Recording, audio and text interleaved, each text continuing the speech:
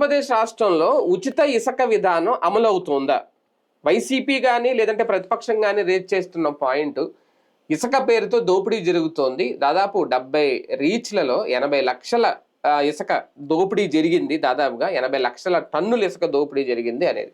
కానీ తెలుగుదేశం పార్టీకి సంబంధించో ప్రభుత్వానికి అనుకూల పత్రికలో చెబుతున్నది మొత్తం ఇసుకను ఫ్రీగా పంపిణీ చేస్తున్నారు, ఎక్కడా ఎలాంటి దోపిడీ జరగట్లేదు అనేది. కాకపోతే ఇసుక రీచ్ల దగ్గర టెండర్ల ప్రక్రియ ఎందుకు కొనసాగించారు? ఫ్రీగా ఇసుక ఇచ్చినప్పుడు ఈ టెండర్ల ప్రక్రియ పేరుతో వాళ్ళ అనుయాయులకు అప్పచెప్పి కోట్ల రూపాయలు దోపిడీ చేస్తున్నారు అనేది. నిజంగా ఇసుక మీద ఒకప్పుడు ప్రభుత్వానికి ఆదాయాన్ని తెచ్చుకున్న జగన్ని విమర్శించిన ఇదే ప్రభుత్వం ఇప్పుడు వాళ్ళ అనుచరులు కట్టబెడుతుందా? ఇసుక పేరుతో కోట్ల రూపాయలు నిజంగా సంపాదించుకుంటున్నారు. ఇందులో ప్రతిదానికి ఫ్యాక్ట్ చెక్ అని ఒకటి రిలీజ్ చేస్తూ ఉంటారు. మరి దీంట్లో ఏది ఫ్యాక్ట్ చెక్ అనుకోవాలి? ఇదే అంశం మీద చర్చించే ప్రయత్నం చేద్దాం. సరే, ఇసుక దోపిడీ జరుగుతుందా లేదా అనేది బహిరంగ రీచ్ల దగ్గరికి వెళ్తే, ఎందుకంటే ఇప్పుడు టన్ను ఇసుక 1000 రూపాయల నుంచి 2000 వరకు కూడా ఉందట కొన్ని చోట్ల, ఒక టన్ను ఇసుక. అయితే ఇదంతా ఓన్లీ ఖర్చులే అని వీళ్ళు చెప్తున్నారు. లేదు, ఇది దోపిడీ అనేది మొన్నే అనుకుంటా కదా, ఈనాటిలో ఇందులో కూడా రాశారు ఆంధ్రజ్యోతిలో, ఎక్కడా దొరకట్లేదు, జరగట్లేదు అనేది. ఏది నిజం? అంటే బేసిక్గా ఒకటే, ఇసుక ఎప్పుడు ప్రచార టాపిక్, ఆదాయం టాపిక్ కూడా. అదే ప్రచారం టాపిక్ ఎప్పుడైతే అవుతుందో ఆటోమేటిక్గా ఆదాయం టాపిక్. జగన్ టైంలో అతనికి అడ్మినిస్ట్రేటివ్ ఎక్స్పీరియన్స్ లేకపోవడం వల్ల 6 నెలలు ఇబ్బంది పడ్డాడు. మొదట 6 నెలలు 4-5 రకాల విధానాలు తీసుకొచ్చాడు. నేను మొట్టమొదటి నుంచి ఒక ప్రపోజల్ చేస్తూ ఉంటాను, ఆ ప్రపోజల్ కూడా అమలు చేశారు అప్పుడు, కానీ నిర్వహణలో ఫెయిల్ అయ్యారు.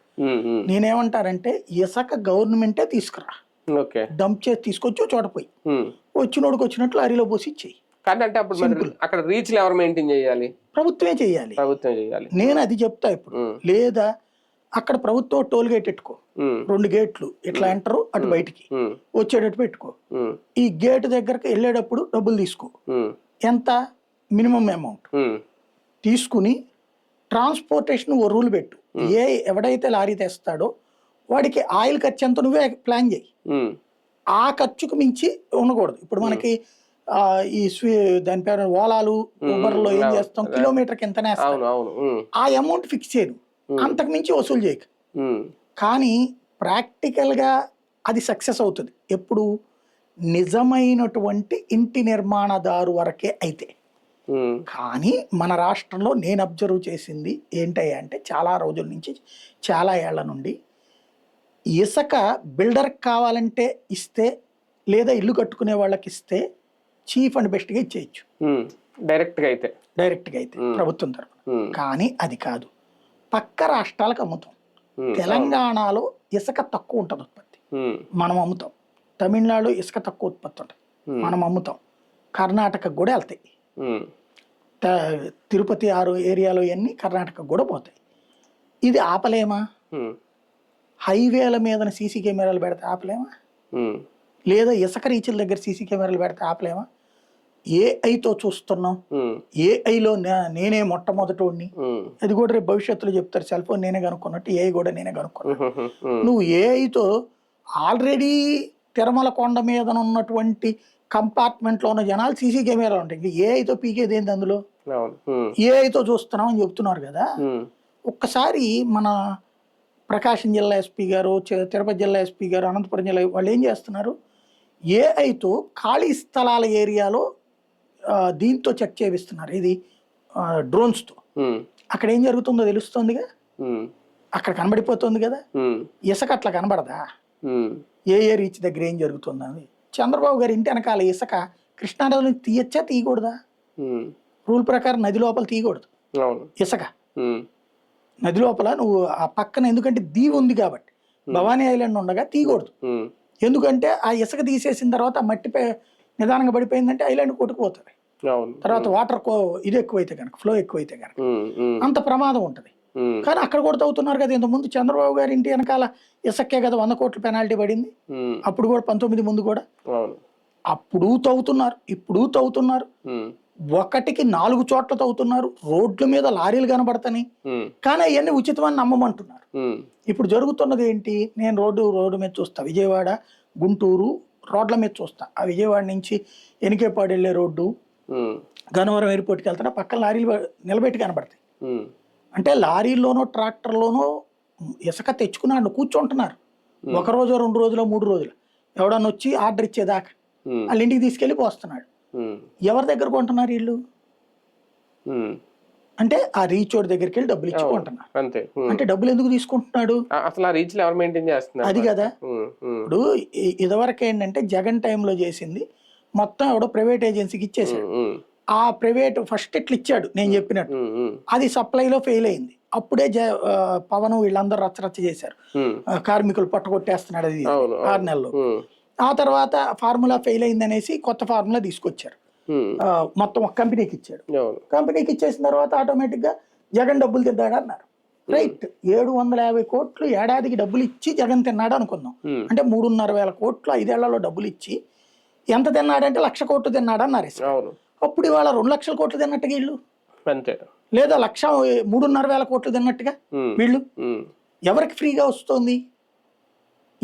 అయితే ఒక్క తేడా నేను బిల్డర్లతో మాట్లాడినప్పుడు గమనించింది ఏంటంటే, అప్పటికి ఇప్పటికి తేడా ఏంటి అంటే, అప్పుడు సప్లై అయ్యింది, మొదట్లో సప్లై ప్రాబ్లం వచ్చి తర్వాత సప్లై బాగానే జరిగింది, కానీ రేటు వాసిపోయింది బిల్డర్లకి.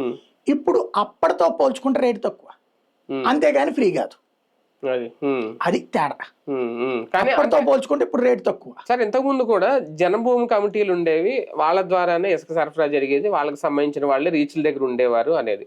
ఓకే, తర్వాత జగన్ వచ్చిన తర్వాత అవి లేవనుకోండి, మళ్ళీ ఇప్పుడు టెండర్ల రూపంలో చేస్తున్నారు. ఇంక ఎలాగా ఉచితంగా ప్రజలకు వెళ్తుంది ఇసుక? మీకు ఇది డ్రామా కథ తప్పించి మరేమి లేదండి. ఇదివరకు ఏం చేశారంటే, జన్మభూమి కాదు, డ్వాక్రా మహిళలకి కమిటీలకైనా అప్పచెప్పారు. మీకు గుర్తుంటే ఎంఆర్ఓని కొట్టింది ఎందుకు? డ్వాక్రా వాళ్ళ చేత కొట్టించారు, వనజాక్షిని. డ్వాక్రా వాళ్ళు ఏం చేస్తారు, వాళ్ళు వచ్చి ఇసుక రీచ్ లో కూర్చుని ఇసుక పోయిస్తారా ఎవరన్నా? డ్వాక్రా మహిళల పేరుతో ఆ రీచ్ తీసుకునేసి వీళ్ళు తవ్వుకునేవాళ్ళు. దాన్నే అప్పుడు ఆవిడ ప్రస్తావించినందుకు ఆవిడ కొట్టారు. అంటే కొంచెం అధికారుల పర్యవేక్షణలో ఉండేది, అందుకే అధికారులు ఏం కాదు అక్కడ, వీళ్ళు రీచులు వీళ్ళే దవ్వుకునేది. అధికారులు నువ్వు ఎక్కువ దవ్వుతున్నావురా అన్నందుకు కొట్టారు. అది కూడా పక్కన జిల్లా నువ్వు అని చెప్పి మరి చంద్రబాబు రావునే మందలించింది కూడా చూసాం. కాబట్టి ఇక్కడ సమస్య ఏంటంటే అది కాదు. తర్వాత జగన్ తీసుకొచ్చినటువంటి నేను చెప్పినట్టు ఇలాగా ఇసుక రీచ్ దగ్గరికి వెళ్ళి డబ్బులు కట్టి తీసుకునేది పోయింది. తర్వాత వచ్చి జగన్ టైంలోనే ఇట్లాగా పెట్టారు కొన్ని ఇసుక సప్లై కేంద్రాలు, అక్కడికి వెళ్ళినప్పుడు డబ్బులు ఎక్కువైనాయి. మెయిన్ ఇక్కడ సమస్య ఏంటంటే, ఇసుక లారీ వాళ్ళు తినేస్తారు బాగా. లారీ వాడు నీకు నాకు అడిగితే ఇసుక తేడు, మనం లారీ బుక్ చేసి ఇసుక తెమ్మంటే తేరు. అంటే ట్రాన్స్పోర్టేషన్, ప్రైవేట్ ట్రాన్స్పోర్టేషన్ మీద చంద్రబాబుకైనా జగన్కైనా కంట్రోల్ లేదు. కంట్రోల్ లేకపోవడం వల్ల వాళ్ళ యొక్క ఒత్తిడికి వీళ్ళు లొంగుతున్నారు. చివరికి ఏం చేస్తున్నారు, ఇసుక వాడు అమ్ముకుంటున్నాడు, ఎలాగో వాడు అమ్ముకుని డబ్బులు సంపాదించుకుంటున్నాడు కదా, ఫ్రీగా ఎందుకు అడిగి ఇవ్వాలని జగన్ టైంలో ఆ 330 రూపాయలు ఎంతో టన్నుకు పెట్టి తీసుకుంటే, ఇప్పుడు వీళ్ళు ఏంటంటే ఫ్రీ అనేది ప్రభుత్వానికి డబ్బులు ఏం రాకుండా ఆ ఏరియాలో ఉన్నాడు 300-200 తీసుకుంటాడు. గతంలో 25,000 రూపాయలు పలికినటువంటి ఒక లారీ ఇప్పుడు 15,000కు వస్తుందని సంతోషపడాలి. ఇదివరకు 10,000 రూపాయలకి వెళ్ళిన ట్రాక్టర్ ఇప్పుడు 4,000కు 5,000కు వస్తుందట, అందుకు సంతోషపడాలి. అంటే ఒక రకంగా ప్రభుత్వానికి వచ్చే ఆదాయం అయితే పోయింది. ఇప్పుడు జగన్ 10 పైసలు ఆదాయం రాదు, కార్యకర్త సంపాదించుకుంటాడు. ఇక్కడ 3 దశల్లో కార్యకర్త, ఒకటి ఇసుక రీచ్ దగ్గర కార్యకర్త, ట్రాన్స్పోర్టేషన్ దగ్గర కార్యకర్త, తర్వాత బిల్డర్లకి సేల్ చేసే కార్యకర్తలు కూడా ఉన్నారు.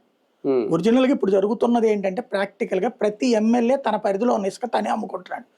తనే తన కార్యకర్తల్ని ఈ 3 రేడియస్ లో పెట్టాడు. ఎమ్మెల్యే మనుషులే ముగ్గురు కూడా, సప్లై చేసేవాడు ఎమ్మెల్యే మనిషే, ఆ తవ్విచ్చేవాడు ఎమ్మెల్యే మనిషే, ఈ బిల్డర్లకు సప్లై చేసేవాడు ఎమ్మెల్యే మనిషే, ముగ్గురు బతికేస్తున్నారు. జగన్ టైంలో దాదాపు వీళ్ళు 5 ఏళ్ళకి 3,750 కోట్లు ఎంతో వచ్చింది ఇసుక ద్వారా ఆదాయానికి అనేది. ఓకే, దాన్ని సంక్షేమానికి ఖర్చు పెట్టి ఉండొచ్చు, ఇంకో దానికి ఖర్చు పెట్టి ఉండొచ్చు. కానీ ఇప్పుడు కూటమి ప్రభుత్వం వాళ్ళ నేతలకు ఇచ్చేస్తున్న వాళ్ళు తింటున్నారని సంతోషపడాలా? ఒక ఆదాయ మార్గం మిస్ అయ్యాం అదే కనుకుంటే ఈ సంక్షేమ పథకాలకి ఏదైనా డబ్బులు ఖర్చు పెట్టచ్చు, అది ఆలోచించాలి. అసలు అట్లా ఆలోచిస్తే ఆంధ్రప్రదేశ్లో ఏడాదికి 1,00,000 కోట్లు వస్తాయి ఇసుక మీద. ఇసుక మైనింగ్ ఈ 2 ప్రభుత్వమే టేకప్ చేసి ఎవడొస్తాడో లారీ తెచ్చుకుంటారో పోషిస్తాం నీకు అని అడగండి. మొత్తం ఈ మాఫియాలు ఇప్పుడు ఎవరెవడైతే తవ్వుతానంటున్నాడో వాళ్ళని కేవలం తవ్వకం కాంట్రాక్ట్లు ఇవ్వండి వాళ్ళకి. అంటే తవ్వి పోసే పని మాత్రం ఆడికి అప్పచెప్పి అవుట్ సోర్సింగ్. లైక్ మిగతాదంతా కూడా వచ్చి లారీలో పోసుకోండి, డబ్బులు ఇచ్చిపోండి. ఉమ్, అంటే రోజుకి వస్తాయండి 10,000 కోట్లు. ఉమ్, కనీసం 1000 కోట్లు వేసుకోండి రోజుకి. ఉమ్, రోజుకి 1000 కోట్లు వేసుకుంటే ఏడాదికి ఎంత వస్తుంది? ఉమ్, నెలకి ఎంత వస్తుంది? అవును. ఉమ్, ఈ డబ్బులు ఎవరు తింటున్నారు ఇప్పుడు? ఉమ్, అంటే ఈ 1000 కోట్లు ఇప్పుడు వీళ్ళకి వస్తుందన్నాను నేను. ఉమ్, ఇప్పుడు వీళ్ళకి 300 కోట్లు వస్తుంది. అది ఎందుకంటే వీళ్ళకి ఉచితంగా వస్తుంది కాబట్టి దాని వాల్యూ తెలియదు. అంతే కదా. అవును. ఉమ్, కాబట్టి చీఫ్ అండ్ బెస్ట్లు అమ్ముతున్నారు వీళ్ళు. ఉమ్, అలా అమ్మకపోతే చైనాకి అయ్యని ఎందుకు పోతాయి ఇక్కడి నుంచి మైనింగ్? అవును. ఉమ్, బేసిక్గా మన దగ్గర ఉన్నటువంటి పాలరాళ్ళు తయారు చేసేటటువంటి కర్మాగారాల దగ్గర నుంచి, పలకలు తయారు చేసే కర్మాగారాల దగ్గర నుంచి, నాపరాలు చేసే కర్మాగారాలు ఇవన్నీ కూడా మైనింగే కదా. ఉమ్, ఇవన్నీ ఎక్కడి నుంచి వచ్చినాయి? వీటికి మెటీరియల్ ఉమ్, మన గనులే కదా. ఉమ్, మన గనుల్లో మన ప్రభుత్వాలు ఏం చేస్తున్నాయి? లీజులు కనిస్తున్నాయి. ఉమ్, ఆ లీజులు ఈడ్చిపెట్టి కొడితే ఏడాదికి 5,000 10,000 కోట్లు కూడా రావు. ఉమ్, ఉమ్, కానీ నాయకులు మాత్రం ఇప్పుడు ఆ మైనింగ్ మాఫియా కింగులే ఎమ్మెల్యేలు అయ్యారు. అంటే నిజంగా నియోజకవర్గ నాయకులకు ఫ్రీ హ్యాండ్ ఇచ్చారా ఇసుక విషయంలో, బాబు గారు కానీ లోకేష్ గారు కానీ? లేదంటే వీళ్ళిద్దరికీ తెలియకుండా వీళ్ళ రీచ్ల దగ్గర బోర్డులు పెట్టి మరి ప్రైస్ లిస్ట్ పెట్టి మరీ అమ్ముతున్నారు, వాళ్ళకి తెలియకుండా జరుగుతుంది? తెలుగుదేశంలో అట్లా సాధ్యం కాదండి. అది ఆర్గనైజ్డ్ పార్టీ. రోజు వాట్సాప్ గ్రూపులు ఉంటాయి, వాళ్ళ కార్యకర్తలు చూసుకుంటారు, ఉమ్, మొత్తం తెలుసు. ఉమ్, మేబీ ఇప్పుడు వైసీపీ ఆరోపించినట్టు ఉమ్, ఈ రీచ్ల దగ్గర నుంచి డబ్బులు వసూలు చేసుకుని బల్క్గా ఏమన్నా అధినాయకత్వం తీసుకుంటున్నా చెప్పడానికి ఏం లేదు. ఉమ్, అంటే పార్టీకి ఫండ్ ఇస్తారంటారా? పార్టీ ఫండ్ ఏం కాదు, డైరెక్ట్ గానే తెప్పించుకుంటారు, అంతే. ఏముంది? లేకపోతే ఎందుకు వదిలేస్తున్నట్టు? అదే కదా. ఉమ్, ఉమ్, బాబు గారి ఇంటి వెనకాల ఎట్ట దవుతారు? ఉమ్, ఉమ్, ఎక్కడో ఎందుకు? ఇప్పుడు మైనింగ్ కి అమరావతి ప్రాంతంలో గుంటలు పూడ్చడానికి ఇప్పుడు మళ్ళీ నిన్న గుంటలైనా అవును. ఉమ్, పూడ్చడానికి అంతా యాడ్ నుంచి మట్టి తెస్తారని నాకు తెలియడుతా. ఉమ్, కొండలు తవ్వాలిగా. అవును. కొండలు తవ్వడానికి ఎవరికి కాంట్రాక్ట్ ఇచ్చారు? ఉమ్, అదేదో ప్రభుత్వమే తవ్విపోస్తే ఆ డబ్బులు ప్రభుత్వానికి వస్తాయి కదా. ఉమ్, ఇప్పుడు ఇదే ఆడి పేరేమంటామో మనం, ప్రొక్లైన్ రోడ్ని, ఉమ్, ఉమ్, బుల్డోజీ రోడ్ని ఉమ్, నువ్వు కూర్చోబెట్టి వాడికి రోజుకి అంతే వాడు తీసుకుంటుంది. అవును. వాడికి ఖర్చులు పోను 1000 రూపాయలు 2,000 మిగులుతుంది వాడికి. ఉమ్, ఆ ఉమ్, డ్రైవర్ జీతం అన్ని పోను, అంతే. అంతే వాడికి వస్తుంది. ఉమ్, ఆ 2,000 రూపాయలకి అక్కడ నడుస్తున్నప్పుడు అదే పని కనుక గవర్నమెంట్ తీసేసుకుని వాడికి రోజుకి 1000 2,000 ఇచ్చి కాదు నెలకి 50,000 ఇయ్యాడికి. ఉమ్, వీళ్ళ దగ్గర ఎన్ని లారీలు పోస్తున్నారు, పోయించుకో, డబ్బులు తీసుకో. ఉమ్, ఎందుకు చేయట్లేదు? ఉమ్, ఇది మనం కాదు, జనం అందరూ తినాలి, మన నాయకులు తినాలి, మన కార్యకర్తలు తినాలి. అది కాన్సెప్ట్. మొత్తానికి ఇసుక అయితే ఫ్రీగా అందుతుందా లేదా అంటే పబ్లిక్ ఫ్రీగా అందుతుంది, నో డౌట్. ఎలాగ ఈ టన్ను 1000 రూపాయలు పెట్టుకొని? అంటే ఫ్రీగా అందడం అంటే సప్లై ప్రాబ్లం లేదు, ఉమ్, డబ్బులు ఫ్రీ అని కాదు. ఉమ్, ఉమ్, ఇదివరకు అప్పుడు రిస్ట్రిక్ట్ అయినట్టు ఇప్పుడు ప్రాబ్లం లేదు, కొరత లేదు. అది ఉమ్, ఉమ్, కొరత లేని ఫ్రీ సప్లై, ఉమ్. ధర మాత్రం సహజం. కాబట్టి జగన్ తో పోల్చుకుంటే తక్కువ. కానీ పర్యావరణ అనుమతులకు విరుద్ధంగా అయితే తవ్వేస్తున్నారా? అంటే రీచ్ల దగ్గర పర్యావరణ ఎక్కువ. అనుమతులు అనేది ఒక పెద్ద డ్రామా అండి. అంతేనా? ఎవడు అధికారంలో ఉన్న డ్రామాలు, ప్రతిపక్షం కూడా డ్రామా ఆడతాడు. ఉమ్, ఇప్పుడు వీళ్ళే జగన్ ఉన్నప్పుడు కేసులు వేశారు, మరి ఇప్పుడు అయ్యే రీచ్లు వీళ్ళు తవ్వట్లేదా? అంటే ఎక్కువ తవ్వేస్తున్నారండి వీళ్ళు చెప్తున్నారు. అంతకంటే ఎక్కువ కూడా తవ్వుతారు. ఉమ్, అంతే. అది ఇంకా జగన్ కొంచెం మొహమాట పడ్డాడు ఆ పర్యావరణ అనుమతులు చేయమని. అవును. వీళ్ళకి అసలు అట్లాంటిది ఏమీ లేదు, ఏమీ ఉండదు కూడా. అవును, అవును. రైట్, చూద్దాం. నిజంగా పర్యవేక్షణ కొరబడుతుందా లేదంటే ఉచిత ఇసుక విధానం కంప్లీట్ గా పక్కదారి పట్టేసిందా? దీని మీద మరి ఎవరు దృష్టి పెడతారు? లేదు, పార్టీ అధినేతకే ప్రభుత్వానికి తెలిసే ఇదంతా జరుగుతుంది, ఈ ఆరోపణల వాస్తవం ఎంత అనేది ఖచ్చితంగా ప్రభుత్వం వైపు నుంచి ఏదైనా క్లారిటీ వస్తుందేమో చూద్దాం.